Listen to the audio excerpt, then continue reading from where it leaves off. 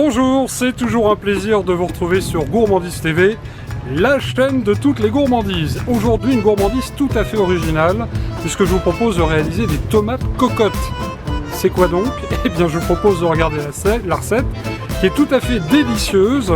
Alors aujourd'hui, le temps s'y prête, il fait beau, donc je pense que ce soir ou ce midi, vous allez pouvoir faire cette recette. Nous sommes au port de l'Arsenal, à Paris. Les bateaux de plaisance y sont installés, les petits canards voguent sur l'eau et vous avez un crayon à papier et vous allez tout de suite noter les ingrédients de la recette après le générique et en vous souhaitant bien sûr un bon régal.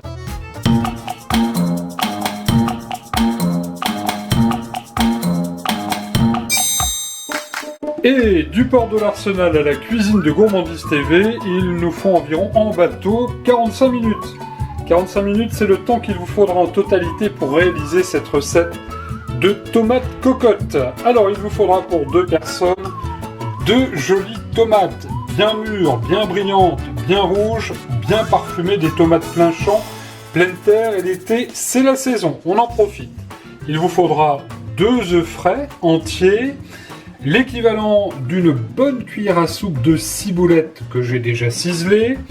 Il nous faudra des herbes de Provence, si on en a sous la main, quelques épices, du ras el hanout, mais vous pourrez mettre, si vous le souhaitez, du curry, du cumin, c'est très bien également. Facultatif, quelques graines de sésame. On utilisera également du fromage. Alors, il me restait du crottin de Chavignol, si vous avez du comté, ça marche très bien. De la feta aussi également. Vous pourrez essayer toutes sortes de fromages dans cette recette qui est tout à fait délicieuse. Assaisonnement habituel avec évidemment le poivre du moulin, la fleur de sel et on n'oublie pas, c'est l'été, l'huile d'olive.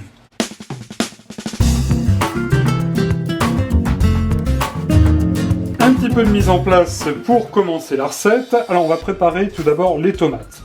Comme une tomate farcie, on va faire un joli chapeau à cette tomate sans retirer le pédoncule, bien sûr, ça va de soi, ça fera plus joli. Et ensuite, avec le couteau d'office, alors on fait attention de ne pas percer le fond, et bien on va venir évider la tomate. Voilà, je coupe ensuite comme ceci en 4, et après, avec une cuillère à soupe, logiquement, vous le voyez, ça va tout seul. Opération terminée, on enlève bien les pépins, le jus, toute la chair. Et surtout, on ne jette pas ces pépins et le jus, car on va s'en servir. La suite de la recette est un jeu d'enfant. Tout d'abord, pensez à préchauffer votre four à 200 degrés, thermostat 7. Dans un plat, un bon filet d'huile d'olive. Et vous l'avez vu tout à l'heure dans les ingrédients, je vous ai parlé d'un ingrédient surprise, il s'agit de 2 tranches d'aubergine. Alors, si vous n'en avez pas, ça n'est pas bien grave, mais là, c'est une petite astuce. J'ai avec un couteau donc taillé l'aubergine.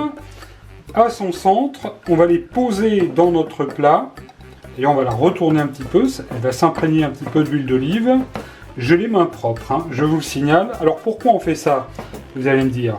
Eh bien c'est simplement dans l'hypothèse où vos tomates n'auraient pas un fond très très plat. Ça va faire un petit support et en plus de ça, eh bien, écoutez, ça sera délicieux aussi. Ça on va pas le perdre, je vous explique ce qu'on en fait dans un instant. Nous allons, le temps de s'essuyer les mains, donner tout de suite dans le fond de la tomate un bon tour de poivre du moulin. Voilà.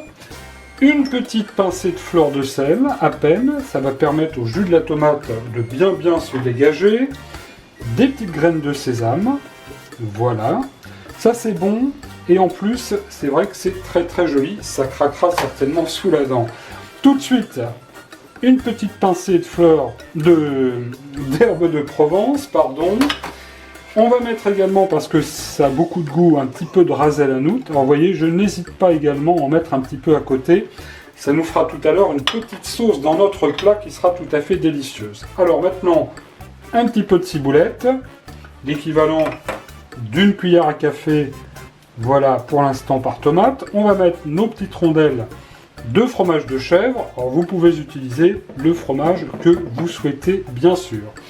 À présent, avec précaution, on va mettre les œufs. Voilà. On fait attention de ne pas percer le jaune. Là, c'était -1. Je vous le confirme. Voilà. C'est un peu l'esprit de l'œuf cocotte, hein. Bien sûr, vous l'aurez compris. Sauf que là, eh bien, il s'agit de notre tomate cocotte. Un petit peu d'herbe de Provence par-dessus. On va recommencer un peu l'opération. Graines de sésame. Ensuite, on remet le chapeau de la tomate. Un petit filet d'huile d'olive sur la tomate. Graines de sésame et herbe de Provence. Vous l'avez vu, j'ai mis la chair de la tomate, le jus de la tomate, des fines herbes et toutes les épices dans le fond du plat. Et ce plat va partir tout de suite au four. Cuisson, donc je vous le disais, à 200 degrés et c'est parti pour 30 minutes. Et chaud devant, comme on dit au restaurant, ça fristouille encore. Quelques petites mouillettes de pain, légèrement frottées à l'ail pour déguster cette tomate cocotte. Un feu d'artifice de saveur et de couleur.